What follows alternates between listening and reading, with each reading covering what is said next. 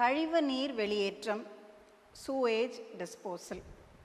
இப்போ கழிவு பொருள் நீக்கம் செயல்முறைகள், மூல கழிவு பொருட்கள் எளிதில் நிர்வகிக்கக்கூடிய மாற்றி அமைக்கக்கூடிய முறை இது அப்படின்னு சொல்கிறோம். இப்போ கழிவு நீக்கம் செய்யப்பட்ட பொருட்களை மீட்டு மீண்டும் அதை பயன்படுத்துகிறோம். அதுக்கு இந்த சூவேஜ் டிஸ்போசல் முறை ஒரு முக்கியமான ஒரு முறை. இப்போது தண்ணி இருக்குது, கழிவு நீர் இருக்குது. அந்த கழிவு நீரை சுத்தப்படுத்தி அதை ப்ராசஸ் பண்ணி வெளியேற்றப்பட்ட இந்த கிச்சன் வேஸ்ட்டு, பாத்ரூம் வேஸ்ட்டு, அதுலேருந்து வரக்கூடிய அந்த நீரானது கலெக்ட் பண்ணி அந்த தண்ணீரில் இருக்கக்கூடிய நச்சு பொருட்களை எல்லாம் நீக்கிட்டு கார்டனிங்காக, தோட்டங்களுக்காக பயன்படுத்தக்கூடிய தண்ணீராக அதை மாற்றும். இதுக்கு கழிவு நீக்கம் அப்படின்னு சொல்லக்கூடிய ஒரு ப்ராசஸ் முக்கியமாக பயன்படுது. அதை தான் நம்ம என்ன சொல்கிறோன்னா, கழிவு நீக்கம் செய்யப்பட்ட பொருட்களை மீண்டும் பயன்படுத்த இந்த மெத்தட் உதவி செய்யுது அப்படின்ட்டு சொல்கிறோம். இப்போது carbon di oxide, methane, nitrous oxide இந்த மாதிரியான பசுமை இல்ல வாயுக்கள் கழிவு நீர் சுத்திகரிக்கும் செய்யும் பொழுது உற்பத்தி ஆகுது. இது உற்பத்தியாகி என்ன செய்யுதுன்னா வளிமண்டலத்தில் போய் சேர்ந்துருது. இந்த தாக்கத்தை குறைக்கிறதுக்காக என்ன செய்யணும் அப்படிங்கிறாங்கன்னாக்கா, வேறு மாதிரியான டெக்னாலஜிஸை யூஸ் பண்ணி, இம்ப்ரூவ்டு டெக்னாலஜிஸ், அந்த கழிவு நீரை சுத்தப்படுத்துறதுக்கு மேம்படுத்தப்பட்ட கழிவு பொருள் சுத்திகரிப்பு நிலையங்களை பயன்படுத்துறதுனால இந்த மாதிரியான பசுமை இல்ல வாயு தாக்கம் குறைஞ்சிரும். அப்படி அது குறைஞ்சதுன்னா காலநிலை மாற்றங்களை மாற்றிடலாம். இந்த மாசுபாடுகளையும் குறைக்க இது இயலும்னு சொல்கிறாங்க. நார்மலாக யூஸ் பண்ணுற அந்த ப்ராசஸை நம்ம யூஸ் பண்ணோம்னா இந்த பசுமை இல்ல வாயுக்கள் இந்த சுத்திகரிப்பு செய்வதன் மூலமாக வெளியேற்றப்படுகின்றது. அதனால் மாசுக்கள் ஏற்படுகிறது, காலநிலையில் மாற்றங்கள் ஏற்படுது அப்படின்னு சொல்கிறோம். அப்போ அந்த நிலைகள் வராமல் இருக்கணும்னா என்ன பண்ணலாம் அப்படின்னா, மேம்படுத்தப்பட்ட கழிவு பொருள் சுத்திகரிப்பு நிலைகளை யூஸ் பண்ணணும் அப்படின்னு சொல்கிறோம். அப்போ ஏன் இந்த சூவேஜ் டிஸ்போசல் கழிவு பொருட்களை சுத்தப்படுத்துறத நம்ம ஏன் சுத்திகரிப்பு செய்கிறோம் அப்படின்ட்டு சொன்னால், அந்த கழிவு நீரை இப்போது கார்டனிங்க்கு நார்மலாக நல்ல தண்ணி யூஸ் பண்ணுறதுக்கு பதிலாக இந்த மாதிரி சுத்திகரிப்பு செய்யப்பட்ட நீர்களை யூஸ் பண்ணும்போது நார்மலாக இருக்கக்கூடிய தண்ணியை குடிநீருக்கு பயன்படுத்திக்கலாம். அப்போது நீரின் பயன்பாடு ஓரளவுக்கு நம்ம குறைக்கலாம். அப்படின்றதுக்காக தான் இந்த மாதிரியான மெத்தட்ஸை நம்ம கண்டுபிடிச்சோம்.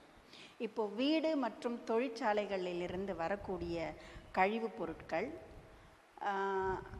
அழுக்கு தண்ணீர், இது எல்லாமே குழாய்கள் மூலமாக பாய்ச்சி அதில் இருக்கக்கூடிய அந்த திடக்கழிவு பொருட்களை கிளியர் பண்ணி எடுத்துட்டு மீதி இருக்கக்கூடிய அந்த கழிவு தண்ணீரில் இயற்பியல், வேதியியல், உயிரியல் செயல்முறைகள் மூலமாக அந்த மாசுபடுதலை அகற்றுவதோடு சுத்திகரிப்பு செய்யப்பட்டு கழிவு நீரை உருவாக்கி சுற்றுச்சூழலுக்கு ஏற்ற வகையில் மாற்றி அமைக்க உதவுது அப்படின்ட்டு சொல்கிறோம். அந்த மாதிரி கழிவு நீர் அதிக அளவில் கரிம பொருட்களாலும் மற்றும் நுண்ணுயிர்களையும் கொண்டுள்ளது.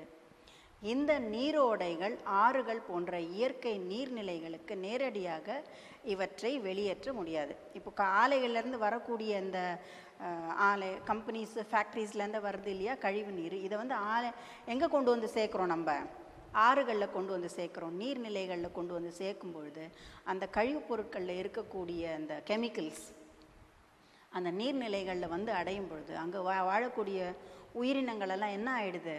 செத்து போயிடுது. அப்போ என்ன ஆகும்? அது வாழறதுக்கு தகுதியற்ற, பயன்படுத்த தகுதியற்ற நீர்நிலைகளாக மாறிவிடுகிறது. இதில் இருந்து அதை பாதுகாக்கிறதுக்காக தான் நம்ம இந்த சூவேஜ் டிஸ்போசல் அல்லது இந்த கழிவு நீர் சுத்திகரிக்கும் முறையை நம்ம கண்டுபிடிச்சோம். அப்போ ஃபேக்ட்ரியில் இருக்கும் பொழுதே அந்த கழிவு நீர் சுத்திகரிச்சுட்டு அப்புறமா விட்டோம்னா அப்புறமா அந்த நீர்நிலைகளை அது ஒன்றும் அஃபெக்ட் பண்ண போகிறது கிடையாது. இப்போ இந்த கழிவுநீர் சுத்திகரிப்பு நிலையங்கள் வந்து கழிவு நீரை குறைவாக மாசுபடுதலை வந்து மாற்றி அமைச்சு நமக்கு கொடுக்குது அப்படின்னும் பொழுது இதில் என்ன மாதிரியான மெத்தட்ஸ் இருக்குன்னா முதன்மை, இரண்டாவது, மூன்றாம் நிலை சுத்திகரிப்பு அப்படின்னு சொல்லிட்டு 3 விதமான ஸ்டேஜஸை சொல்கிறாங்க. இப்போ உங்கள் டெக்ஸ்ட் புக்கில் பார்த்தீங்கன்னா 8.16 கழிவுநீர் சுத்திகரிப்பு நிலையத்தின் செயல்முறை விளக்கம்னு ஒரு விளக்க படம் ஒன்று கொடுத்துருப்பாங்க பாருங்கள். அதில் முதல் நிலை சுத்திகரிப்பு, இரண்டாம் நிலை சுத்திகரிப்பு. அந்த முதல் நிலை சுத்திகரிப்பில் பார்த்தீங்கன்னா மூல கழிவு வந்து ஒரு குழாயின் மூலமாக அப்படியே ஃபோர்ஸாக அங்கே கொட்டுறதை நீங்கள் பார்க்கலாம். வடிகட்டிகள்னு கொடுத்துருப்பாங்க. அந்த வடிகட்டிகள் மூலமாக தண்ணீர் மற்றும் கீழே இறங்கும். மேலே இருக்கக்கூடிய அந்த திடக்கழிவு, கல், மண், பெரிய பெரிய சாலிட் திடக்கழிவுகளெல்லாம் மேலே நின்றுடும். அதுக்கப்புறம் தண்ணீர் மற்றும் அந்த உடைப்பான்கள் மூலமாக போய் சேரும். அப்போ சுற்றும் போது என்ன ஆகும், அந்த உடைப்பான்கள் மூலமாக ஏதாவது சின்ன சாலிடாக இருக்கக்கூடிய பொருள் அதில் வந்துச்சுன்னா அதெல்லாம் உடையும். உடஞ்சி துகளாக மாற்றி வேற துகள் சேமிப்பு அறைன்னு ஒன்று இருக்குது பாருங்கள். அதில் வந்து அப்படியே ஊற்றிடும். ஊற்றினோடனே என்ன ஆகும், கொஞ்ச நேரம் துகள் நீக்கம் செய்யக்கூடிய இடம் அது. அதுலேருந்து என்ன ஆகும்னா மேலோட்டமாக அந்த தண்ணியானது முதல் நிலை தெளிவாக்கிக்கு போயிடுது. அங்கே போகும்பொழுது தெளிவாக்கினா என்னென்னா அப்படியே ஆட்டாமல் அப்படியே ஸ்டில்லாக வச்சுருக்கும். அந்த இடத்துல வந்து அது அப்படியே ஸ்டில்லாக இருந்ததுன்னா கீழே அந்த மூலம் அல்லது முதல் நிலை அந்த சேறு மாதிரி இருக்கிறதெல்லாம் கீழே போயிடும். தண்ணீரானது வந்து மேலே போயிடும். முதல் நிலை கழிவுகள் மேலே போயிடும். மேலே போயிட்டு காற்றோட்ட தொட்டியில் போய் அது சேரும் பொழுது சுழற்சி அடைந்து காற்றோட்ட நிலைக்கு அங்கே போகுது. அங்கே காற்றானது அதுக்குள்ளே சேர்ந்து இரண்டாவது நிலை தெளிவாக்கியில் போய் அங்கே போய் செட் ஆகுது. அங்கே மீதம் இருக்கக்கூடிய அந்த சேரானது அங்கே வந்து சேரும். நீங்கள் சகதி சுத்திகரிப்பு மற்றும் நீக்கம் அப்படின்னு ஒரு குழாய் ஒன்று இருக்குது பாருங்கள். இப்போ இந்த இரண்டாம் நிலையிலேருந்து வர்றதும் முதல் நிலையிலேருந்து வர்றதும் ரெண்டுமே வந்து எங்கே அந்த குழாய் மூலமாக சேரும், சேரானது வெளியில் வந்துடும். இந்த இரண்டாம் நிலை தெளிவாக்கியிலிருந்து இரண்டாம் நிலை கழிவுகள் பிரித்தெடுக்கப்பட்டு அதில் கிருமி நாசினிகளை போட்டு அதெல்லாம் கிளியர் பண்ணிவிட்டு அங்கேருந்து அந்த தண்ணியை கொண்டு வந்து மேற்பரப்பு நீர்த்தேக்கிக்கு அங்கே விட்டுருவாங்க. அங்கேருந்து இந்த பெரிய பெரிய பார்க்கெல்லாம் இருக்குது இல்லையா, இந்த பெரிய பார்க்குங்க, டாய்லெட்டில் விடுற தண்ணி, இது எல்லாமே அதுக்கு அந்த தண்ணியை பயன்படுத்திக்கலாம். சரிங்களா? அதுதான் இந்த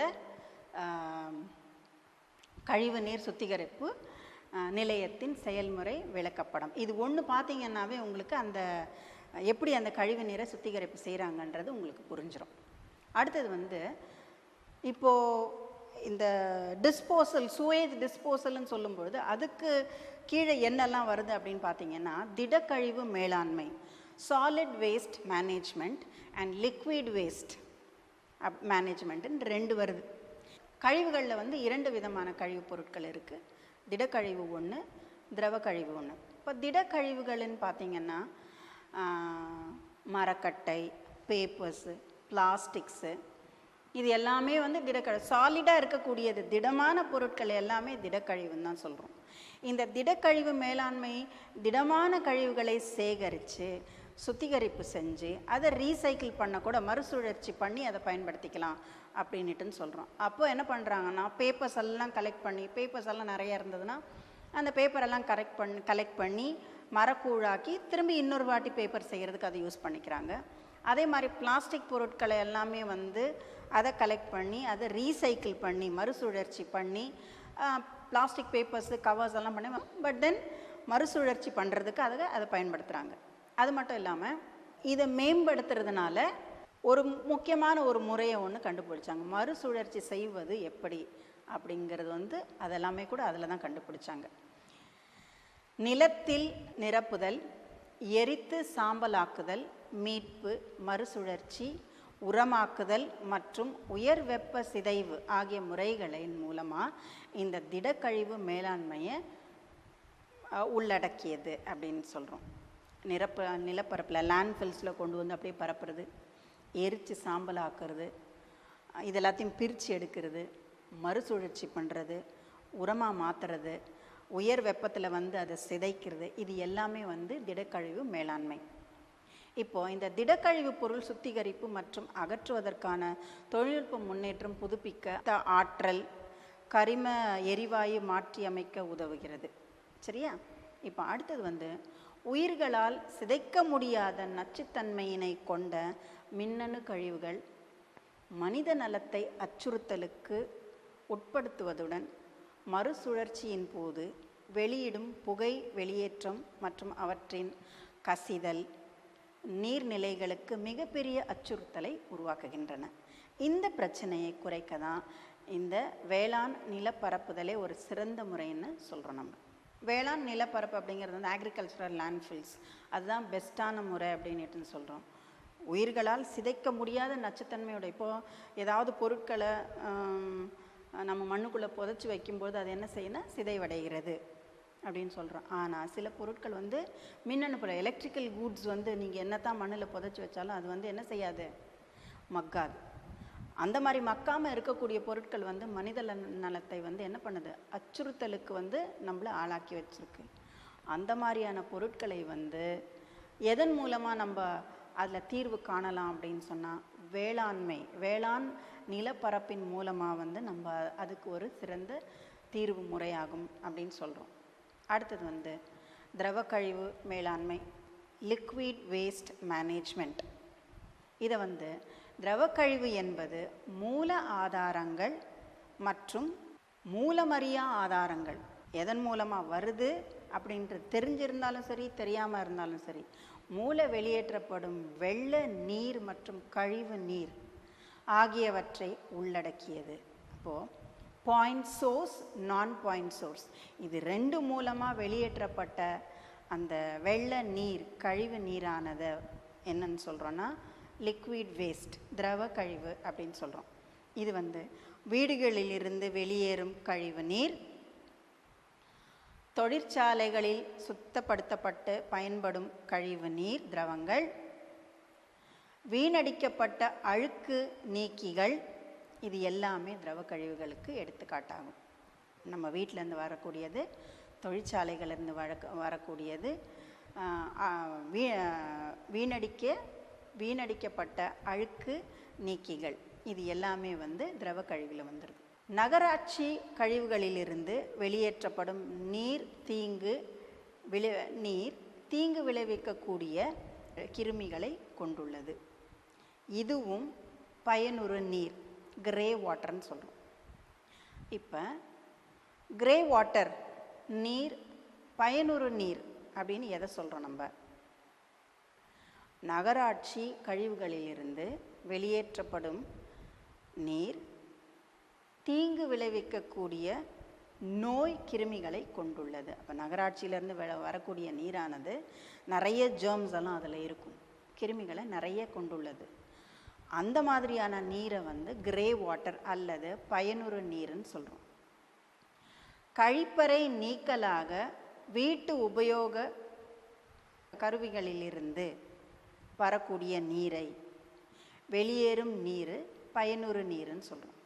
அப்போ இரண்டு விதமான பயனுறு நீர்கள் எங்கேருந்து வருதுன்னா, நகராட்சியிலேருந்து வரக்கூடிய நீர், நம்ம வீட்டுகள்லேருந்து வரக்கூடிய நீர். வீட்டிலேருந்து நம்ம பயன்படுத்தக்கூடிய இடங்கள்லேருந்து என்ன, குளியல் தொட்டி, குளியல் சமையல் அறையிலேருந்து வரக்கூடியது, துணி துவைக்கும் போது யூஸ் பண்ணக்கூடிய தண்ணி, இது 3 தான்.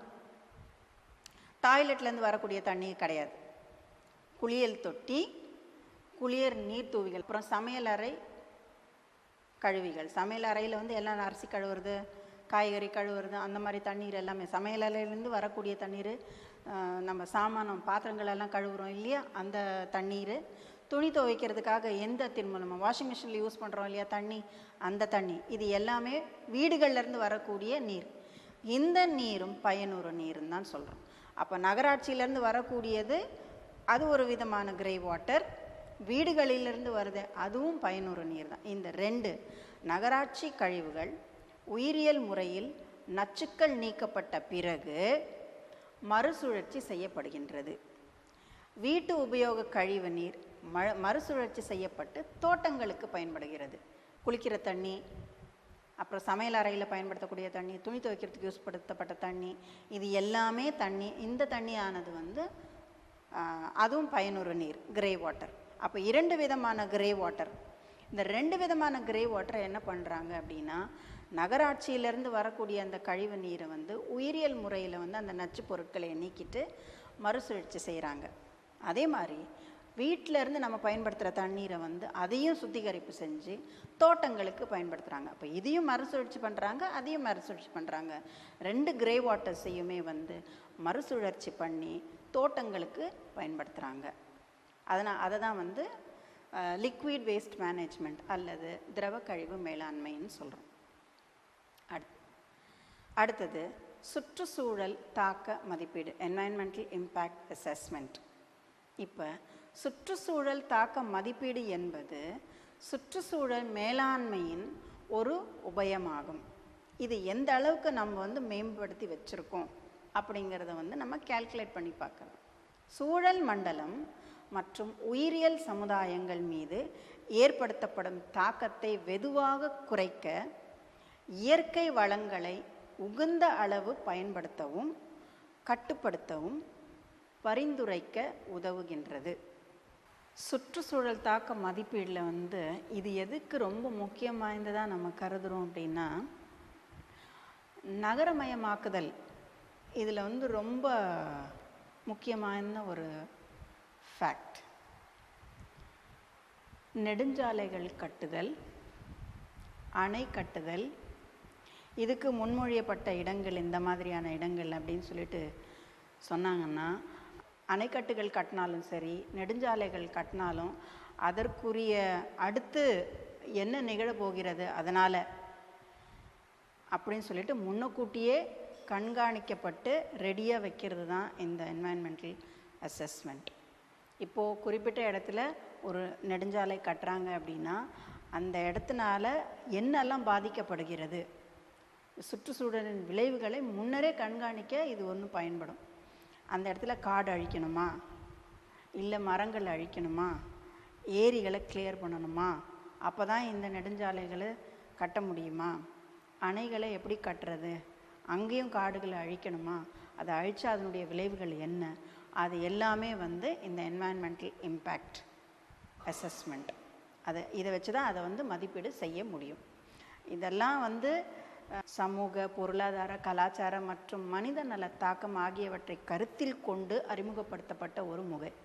பிராந்திய சூழ்நிலைகளுக்கு ஏற்றவாறு திட்டங்களுக்குரிய வடிவத்தினை அளிக்கவும் சுற்றுச்சூழல் தாக்கத்தினை குறைக்கவும் இந்த வழியானது பயன்படுகிறது. இப்போ இதை வந்து நம்ம திட்டமிட்டு செஞ்சோம்னா அது கரெக்டாக நம்ம கொண்டு போயிடலாம். அப்படி செஞ்சோம்னா இந்த இயற்கை ஆதாரங்களை உகந்த அளவுக்கு நம்ம பயன்படுத்தி கரெக்டான அளவில் நம்ம அதை பயன்படுத்தணும்னா இந்த அசஸ்மெண்ட்டை கொடுத்து இந்த மதிப்பீடை மனசில் வச்சுக்கிட்டு நம்ம அதை பயன்படுத்தினோமே ஆனால் காடழிப்பு, இயற்கை சீர்கேட்டில் இருந்து இந்த உலகத்தை நம்ம காப்பாற்ற முடியும். அதுக்கு இது ஒரு முக்கியமான ஒரு வழி. சமூகத்திற்கு சுற்றுச்சூழல் தாக்க மதிப்பீட்டினால் ஏற்படும் பயன்கள், இப்போ நான் என்ன சொல்ல வந்தேனோ அது ஒரு 4 பாயிண்ட்ஸில் உங்கள் புக்கில் கொடுத்துருக்காங்க பாருங்கள். இந்த சுற்றுச்சூழல் மதிப்பீட்டினால் என்ன பயன்கள்னு பார்த்தீங்கன்னா, இது ஒரு ஆரோக்கியமான சுற்றுச்சூழலை ஏற்படுத்தி கொடுக்கும், உயிரி பன்ம தொகுப்பினை பராமரிக்க பயன்படுகிறது, குறைந்த அளவுக்கு வளங்களை பயன்படுத்துதல், குறைந்த அளவு வாயு வெளியேற்றம் மற்றும் சுற்றுச்சூழல் சேதம், இதை எல்லாமே வந்து பயன்களை ஏற்படுத்துகின்றன அப்படின்னு சொல்லலாம். 4 முக்கியமான விஷயங்களை வந்து இந்த என்வாயன்மெண்டல் இம்பேக்ட் அசஸ்மெண்ட், சுற்றுச்சூழல் தாக்க மதிப்பீடு, இதனால் நமக்கு 4 முக்கியமாக ஒரு யூசஸ் இருக்குது, பயன்கள். ஆரோக்கியமான ஒரு சுற்றுச்சூழலை நம்மளால் பெற முடியும். பயோடைவர்சிட்டி, உயிரி பன்ம தொகுப்பினை பராமரித்தல், குறைந்த அளவுக்கு இந்த வளங்களை பயன்படுத்துதல், குறைந்த அளவு வாயு வெளியேற்றம் மற்றும் சுற்றுச்சூழலை வந்து குறைந்த அளவுக்கு சேதப்படுத்துதல், சுற்றுச்சூழல் சேதம் ஆகிய பயன்களை ஏற்படுத்துதல். இது எல்லாமே வந்து என்வாயன்மெண்டல் அசஸ் மூலமாக தான். அது வந்து அசஸ் பண்ணி மதிப்பீட்டுக்கு செஞ்சு காட்டும். அப்போது அதன் மூலமாக அதிகமாக வர்றதா இருந்தாக்கா அந்த குறிப்பிட்ட ஒரு வேலையை நம்ம செய்யாமல் தடுக்கிறதுக்கு உதவி புரிகின்றது. அடுத்தது வந்து உயிரி பன்ம தாக்க மதிப்பீடு, பயோடைவர்சிட்டி இம்பேக்ட் அசஸ்மெண்ட், BIA. இந்த உயிரி பன்ம தாக்க மதிப்பீடு இது வளர்ச்சி, திட்டமிடல் மற்றும் செயல்பாடுகளுக்கும் முடிவுகளுக்கும் உதவும் ஒரு கருவியாகும். இது வளர்ச்சி திட்டங்களுக்கு உறுதி அளிப்பதை குறிக்கோளாக கொண்டுள்ளதுன்னு சொல்லலாம். மேலும் உயிரி பன்மம் தொடர்பான ஆலோசனைகளை ஒருங்கிணைக்கவும் உதவுகிறது. இது மேலும் இவைகள் உயிரி பன்ம ஆதாரங்களை பாதுகாக்கவும் செயல்முறைகளுக்கான சட்ட இணக்கத்தை அளிக்கவும் உயிரி பன்ம நன்மைகளை சமமான நியாயமான முறையில் பயன்களை பகிர்ந்து கொள்ளவும் வழங்குகிறது அப்படின்னு சொல்லலாம். இப்போது உயிரி பன்ம தாக்க மதிப்பீடுகளின் பயன்கள் என்னன்னு பார்த்தீங்கன்னா, இப்போ நான் இவ்வளோ தூரம் சொன்னது எல்லாமே வந்து இந்த உயிரி பன்ம தாக்க மதிப்பீடு. இப்போ இந்த உயிரி பன்மத்தை அழிந்து போகுது அப்படின்னு சொன்னால் அது எந்த அளவுக்கு அழிந்து போகிறது அப்படின்னு சொல்லிட்டு ஒரு மதிப்பீடு கொடுக்கறது தான் இந்த உயிரி பன்ம தாக்க மதிப்பீடு. இதன் மூலமாக நம்ம என்னெல்லாம் பயனடைகிறோம் அப்படின்னா, இப்போ இந்த உயிரி பன்ம மதிப்பீடு செய்கிறது மூலமாக எது எல்லாமே எந்த பாப்புலேஷன், எந்த விலங்குகள், எந்த தாவரங்களின் பாப்புலேஷன் குறைஞ்சிடுச்சு, நில துண்டாக்குதல் மற்றும் தனிமைப்படுத்துதல், வளங்களை பிரித்து எடுக்கிறது, புகை வெளியேற்றம், கழிவுகள், வேதிப்பொருட்கள், இது எல்லாமே மரபு மாற்றப்பட்ட சிற்றினங்கள், அந்நிய மற்றும் ஆக்கிரமிப்பு சிற்றினங்களை அறிமுகப்படுத்துதல், எந்த சிற்றினங்கள் வந்து குறைஞ்சிருக்கோ அதுக்கு பதிலாக வேறொரு சிற்றினங்களை இங்கே மாற்றி கொண்டு வந்து இங்கே வைக்கிறது, இடவரை மற்றும் அச்சுறுத்தலுக்கு உட்பட்ட தாவர மற்றும் விலங்கினங்களின் மீது ஏற்படும் தாக்கத்தை ஆகியவற்றை அறியவும் உதவுகிறது. எது? இந்த உயிரி பன்ம தாக்க மதிப்பீடு. புவியியல் சார் தகவல் அமைப்புகள், ஜியாகிரபிக் இன்ஃபர்மேஷன் சிஸ்டம், இது வந்து சேட்டலைட் கோள்கள், செயற்கை கோள்கள் மூலமாக நம்ம அறிய உதவுகிற ஒரு சிறந்த அமைப்பாகும். புவியின் மேல் பரப்பில் படம் பிடிக்க, சேமிக்க, சோதிக்க, காட்சிப்படுத்தவும் கணினி சார் அமைப்பு இது.